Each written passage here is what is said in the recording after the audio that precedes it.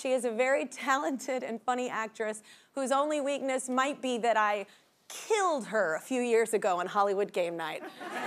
With, I think, way too much energy. I scared her. You can see her now in the second season of her show, Wolf Like Me. It's on Peacock. Say hello to Isla Fisher, everybody.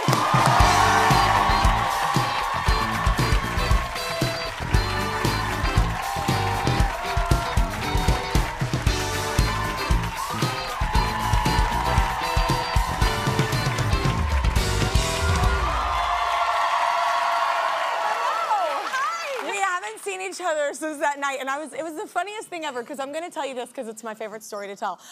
She walked up, you're a girl's girl, you're a very nice person. She walked up and she was like, hey, because they give you alcohol on that show. Yes. Like, they want celebrities to kind of go nuts. I know people, I talk about it a lot on here. I don't really drink a lot, so mine was watered down, but she didn't know that. And my energy while playing a game is next level. And she was like, hey, I just wanna, I don't know if maybe just slow down on the drinking. And I was like, oh, she thinks I'm drunk. My ex at the time was like, she has no idea, that's just you. And I was like, yeah, I don't even need alcohol. Anyway, I loved playing with you though. You're so fun. And in that moment, I feel like you're the person that would tell someone if their zipper was down or a booger or something nice. Amazing. Anyway, I just am extra. That's me. No. But anyway, but I want to say this. You started 2024 off right. Y'all have been like vacationing. You've been everywhere. Yeah, literally I went London, Singapore, Sydney, Byron Bay, Fiji, Bora Bora, Hawaii, London. I mean, LA and London. Yes. Was this on purpose? You're like, 2024, we are living our best life. I love time zones. I just thought, I want the kids, and I had to carry all of their passports, like they've got Australian, British, and American. And I felt like Jason Bourne. Oh. I was just like putting passports in things. Does that ever get hard that there's different ones? Because even with like my name, when I got divorced, my name wasn't Black, so it just changed, and it was so hard for a minute. Oh, and no. And I was like, I swear to God, do you want to break out? And since you've been gone right now, I was like, I swear to God, I'm me. I was like, but it was really hard. Like, yeah, so it's not having so many passports? No, I just was grateful there wasn't that Home Alone moment where you leave a kid somewhere. Yeah. If you get to the end of the holiday like that and you've got everyone, you're a great mom. I love it, though. It's definite goals for 2024. I saw your calendar. I was like, okay. Well, you and Sasha, do y'all celebrate Valentine's Day? You get into it? Yeah, I mean, I wouldn't say like we're particularly, like, I think just having a lot of kids and being busy, we don't like do a lot. But every year, like, Sasha does give me a card that's like, Happy Valentine's from, and then there's like a massive question mark. Yeah. As if anybody else would send me. As if I have any other Valentine's. Like, I'm a mother of 3. I mean, like, I'm always like, ooh. Men are lining up for that opportunity. Yeah, there's so many men. Yeah. That's awesome. You just seem like a fun couple. I love that. Yeah. Thank it's you. A couple goals. But you also went recently to Scotland, right? Yes, I did, with Save the Children. Yeah. This is personal for you, right? Yeah, it is. They do 2 campaigns, Home Start and Families Connect. And my dad was actually a chairperson for Save the Children in Perth in Western Australia when I was a kid. And he actually sadly passed away a year ago tomorrow. Oh, so it was very meaningful for me to go back to where he grew up near, he grew up in Bathgate. But I was able to go to Scotland and meet these incredible volunteers that do so much to help with, poverty. And it was beautiful to do that. It felt like I just came full circle, and I wish he'd been around to see it. Yeah, kind of beautiful too, because it's like his legacy kind of carries on in that sense. Yes. You get to be, that's beautiful. Yeah. You, this is a pivot, but you, look, I put on concerts, so I'm gonna talk about it. You love concerts. Yes. And you went to, I'm jealous, you went to Madonna and Beyonce? Yeah. This past summer? And I also I haven't seen either one of them. I also went to Metallica, which was amazing. I mean, Metallica's a dream come true, too. I love that you love Metallica. I know, Now I'm rethinking my vinyl I gave you. Damn. I'm like, I didn't know. That's a little secret. Okay, yeah, I love Metallica as well. Yeah. We should cover Sandra. We should cover something oh my from gosh, Metallica. you should. You should do Sad But True. Your voice would be amazing. Okay, fine, done. Okay, Sad But True. Someone write it down. Well, do you remember your very first concert? I did. I think, oh gosh, my first concert was Red Hot Chili Peppers. Yeah. But obviously we couldn't afford a ticket. So, and I have 2 brothers. With the same childhood, yes. Okay. So we basically managed to get 1 ticket, and my brother was really clever. So he went in first, and then he kind of like showed his ticket, and then he went to kind of the top tier of the auditorium, tied his ticket to his shoe, chucked his shoe over the fence, I caught the shoe, I got the ticket, I went through, I tied it to the shoe, and then my brother Eddie came in. Now that's smart. You can't do that anymore because now it's all usually like on your but that's smart. Yeah. You deserve to cheat the system when you're that clever.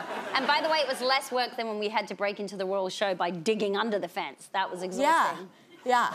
Well, that's a good segue to Wolf Like Me, but we're gonna need a break. That was a clip from the second season of our Peacock show, Wolf Like Me. That is not what to say to a pregnant person. There might be 10 in there. So congrats. You're also an executive producer, right? Yes, yes. Yeah. And this is our season 2, and we're exploring now Gary and Mary. The wolf, it's not really a werewolf show. It seems like quite heavy when you see that trailer. But the wolf is sort of a metaphor for the baggage that we bring into relationships and how it prevents us from being emotionally, intimate with each other. But in this new season, they're basically pregnant and they don't know whether it's going to be human or a wolf. So we kind of explore their journey, and there's all these the world just is much bigger now. There's like your police detectives chasing us, someone from my character's past appears and adds a new kind of twist. And then obviously I have a stepdaughter, Josh Gad's character's daughter, Emma, and she's going through her own personal stuff. And my character's questioning whether she's going to be a good mom. And it's just a really, it's a really deep, really fun character within this really interesting sort of genre-bending world. Yeah. And the show is a gem. I'm so happy to promote it because I think it's just such a great show. I love when the genre bending. I love when everything kind of comes together. I think it's more interesting. It is, and it's hard tone to get right. You have to have a really strong director, and we do that with great writers. Yeah. And you gotta sort of make sure, like, we're playing all the comedy, as you see in that scene. We're playing all the comedy for as real as we possibly can. Mm-hmm. We're not nodding, winking at the audience at all. And so we're taking you on this journey, and we're just letting, like, kind of the idea of it be funny rather than it being character-driven humor. Yeah, very smart. So what was the transformation like when you do the wolf? Like how, every time I talk to somebody, they're always like, it takes hours. Yeah, I'm like, no, I don't. So my character, we use kind of, we use like CGI and a kind of a version of a puppet. There's no prosthetics? No, so I do have, like, they did make some teeth for me and some ears. Oh yeah, there we go. That's the inside of Mary, me as a werewolf. Yeah, that's my wedding dress. Yeah, this is a dream sequence, don't worry. That's a wedding dress. It's not a horror It's not a horror show, guys. Yeah. Look away. By the way, I wanted to be a cute werewolf. This is what they made me. I was so offended, I'm not gonna lie. Cute is relative? I mean, those breasts are not what mine look like. I just want to say that. Mine are hairier. Mine are a lot hairier. They're fuller. Yeah, fuller and hairier. Warmer for the winter. Yeah. Oh my gosh, this is so gnarly. Okay, so have your kids seen the show? So my eldest has. Have you seen your hairy breasts? Okay. Oh, they fed on those. Oh yeah. No. You're welcome. They're the reason they look like the way they do. No, my 2 little ones haven't yet, but they were interested in, like, the research sort of I did for the show and looking at, like, wolf packs and, the kind of ranking among wolves, whether they're a beta and an alpha or a mated pair, and it was, like, really fun doing that with them. And I'm obsessed with wolves. I was just talking to you about them on my trail cams on my property. I catch them on my cameras, and they're so... Well, they kind of scare you because you're like, wow, I'm just out there walking around. Yeah. And they're like there too. Yeah.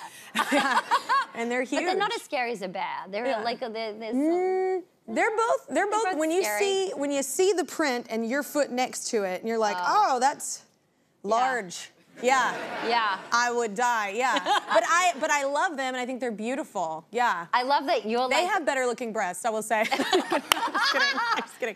Wait, Josh, I'm gonna keep coming back to hairy boobs because it's funny. I'm forever 15. Josh Gad is Isla's co-star. We love him here. We had him here to talk about the show as well, and he had this to say about being in Australia. So when you go to the Outback, what do you expect to see? Well, kangaroos. Kangaroo. Yeah. Not a damn kangaroo. Not one? Not only that, I would get to set at like 5 a.m. Oh, no. 5 a.m. or 4:30 in the morning. And I get there and my makeup artist would be like, did you see the kangaroos? I knew that was gonna And I was like, no. She goes, you must have come in too late. I'm like, it's 4:30 in the morning. You couldn't get him a kangaroo? No. I've been to Australia many times, and I think I've seen a kangaroo every single time. I was like, what? Where were you? Yeah, I feel like Josh is too urban. He walks down Bondi Beach, he gets his lattes, and he's not where you need to go to. I know, I like the Outback part. Yeah, me too. And I feel like kangaroos, like, they favor Australian celebrities. There They you go. like American celebrities, but they're not going to just make an appearance unprovoked. Yeah. Need to be paid. Yeah, and food. This is something random I found out about you too. We were just talking about if I had horses on my property, but you had a pony growing up, and you would sell the pony's poo for fertilizer. Yes. This was your job. This is how you made money. This is why we could be friends. Just this information alone. And you know what's crazy is that I remember my dad gave me gardening gloves, and I was like, nope, I'm good. Reason number 2, we could be friends. Like I just scooped the poop with my hands and kid. put it in the Hessian sack. Yeah. $2 a bag, and it was Hey, very that's good lucrative summer. fertilizer. Yeah. I just love that you were like, this is what I'm gonna do to make money. Yes. Give people horse. Yeah, this is it. This is what. So, okay, it's Valentine's Day, but everybody kind of celebrates Galentine's Day as well, like with their girlfriends. You have a lot of like home-based girlfriends that you always go to. I do, and I've got my crew in LA. I've got Courtney Cox as one of my best friends. We go on. Yeah, Sasha and I would go to Malibu on the weekends, and yeah, that's us looking nice. Well, very attractive at least. Yes, you're auditioning for Pirates of the Caribbean. So I thought we could play another game. Oh, really? And we'll decide who. Yes. Yes. Okay. Okay. All Oh, right. you separated the bangs? Okay. I mean, she's very intense. I like it. Okay. Isla's show is called Wolf Like Me. It's on Peacock, and she loses in a game next. Stay right here.